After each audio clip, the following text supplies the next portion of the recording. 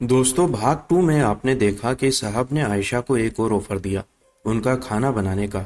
और उसके बदले उन्होंने कहा 20,000 और दूंगा। अब आगे मेरे दिल में फिर लालच बढ़ गया। जाकर माँ को झूठ बोला। मैंने कहा साहब की पत्नी बहुत बीमार है, इसलिए वो कहता है 20,000 और दूंगा, बस रात के खाने तक तुम्हें रुकना पड़ेगा। मेरी माँ सोच में पड़ गई थी। मैंने कहा माँ, उसकी पत्नी बीमार है तो मुझे उसका ख्याल रखना चाहिए। वो हमारे लिए इतना कुछ करता है, घर में राशन अलग से डलवा के देता है। माँ चुप हो गई।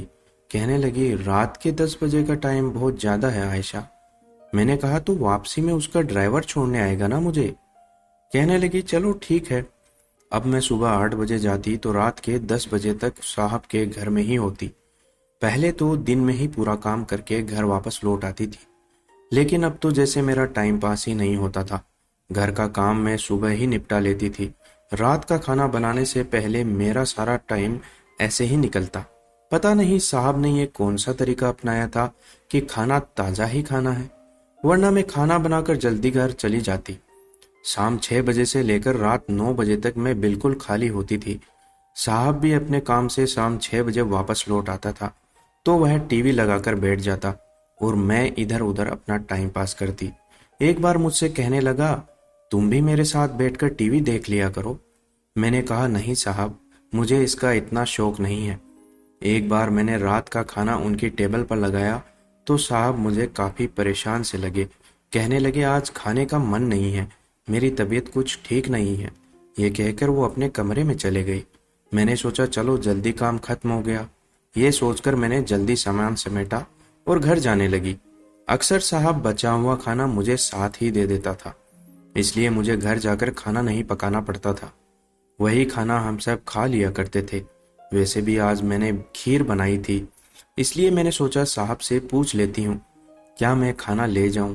जैसे ही मैं साहब के कमरे के पास गई तो वो कुछ नहीं बोले। मैं जा रही थी कि वो अगर हाँ कहें तो मैं ले जाती, लेकिन मैं तो 2-3 बार कमरे के पास गई, लेकिन मुझे अंदर से कोई आवाज़ नहीं आई। जब मुझे किसी की आवाज़ नहीं आई तो मैंने दरवाजे को थोड़ा सा धक्का मारा तो वो खुल गया।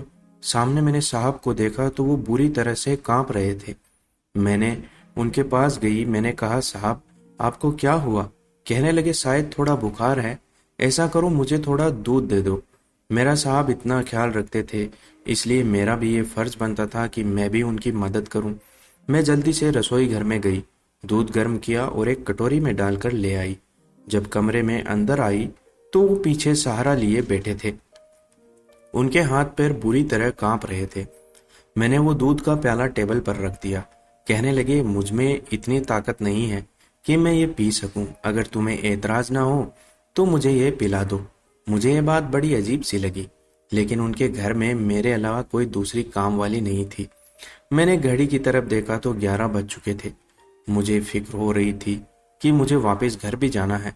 मजबूरन ही सही मैं मालिक के बेड के पास कुर्सी रखकर बैठ गई। मैंने उन्हें दूध पिला दिया। उन्होंने कहा कबर्ड खोलो। मैंने उसे खोला तो कहा मेरा बटुआ जरा मुझे दे दो। मैंने वो बटुआ उनके हाथ में रख दिया और उसमें से उन्होंने 60,000 निकाले और मुझे देने लगे। कहने लगे ये रख लो। वो पैसे मेरे लिए बहुत ज़्यादा थे। मैंने कहा नहीं साहब, कोई बात नहीं, आप वैसे भी मेरा बहुत ध्यान रखते हैं। यह कहना था कि उनकी आंखों से आंसू निकल आए। ये देखकर मुझे हैरानी हुई। कहने लगे मैं अकेला रह रहकर थक गया हूँ, मुझ में अब यह अकेलापन बर्दाश्त नहीं होता है। यह सुनकर मैं कुछ घबराई। मैंने कहा साहब आप शादी कर लें, अच्छे खासे अमीर हैं, पैसों की कोई कमी नहीं है आपके पास।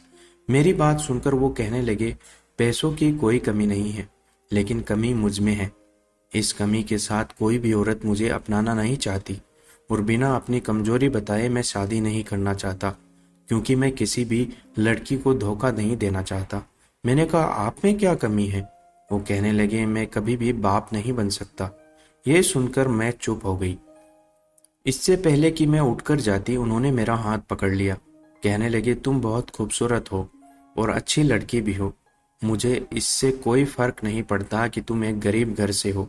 अगर तुम्हें मैं अपनी इस कमजोरी के साथ पसंद हूँ तो मुझे बता देना, मैं तुमसे शादी कर लूँगा।